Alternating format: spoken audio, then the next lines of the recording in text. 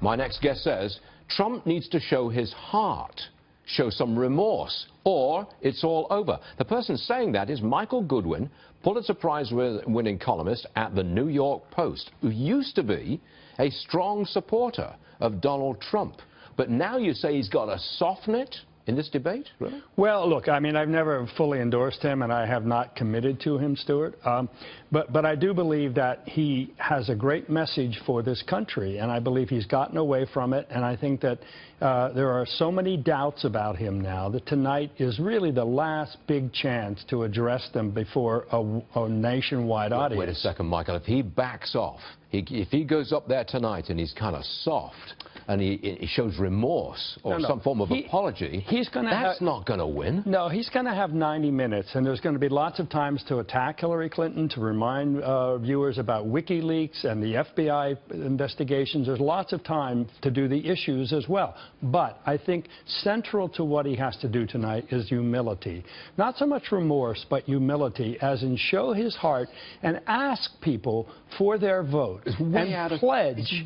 Humility is so far out of... I'm sorry to interrupt you. No. But that's what the audience is saying right now. Humility? Donald Trump? Are you kidding? I think that's what he needs. And it would get people's attention precisely because it would be different. And I think he can keep pounding Hillary Clinton, but I think there's diminishing returns from that. As you said, he's in a deep hole, probably 10, 11 million votes behind, which is what 6 or 7 points would represent. Yep. He's got to do something, I think, to show people that he is fit to be commander-in-chief. You've written extensively on media bias in this campaign, and I've got another example for you. Here it is. This is collusion between the Clinton campaign and a leading journalist, John Harwood. He is the chief Washington correspondent at CNBC. He sent an email to John Podesta, Clinton's campaign manager, mocking other reporters for wasting their time asking Hillary about emails. Here is the email exposed by WikiLeaks. I'm quoting, "Amazing that some people still think it's worth burning so much interview time with person most likely to be next president on her emails." I didn't realize they were quite so I use that expression a lot, hand in glove. I didn't realize it went that far. Yeah. Look, John Harwood, I think, has been a liberal advocate in the guise of a journalist for a very long time. He also writes for the New York Times.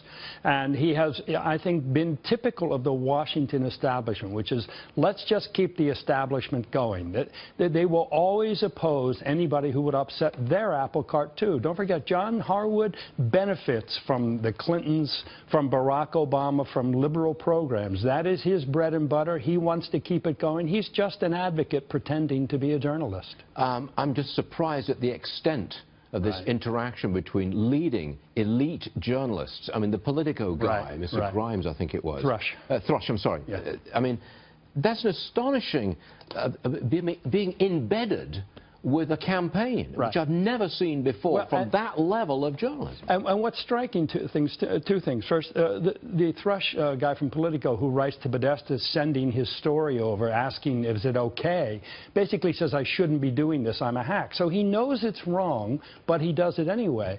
And I think, secondly, we have not heard any of these news organizations discipline or express any anger at their employees behaving like hacks, behaving like advocates for a certain candidate.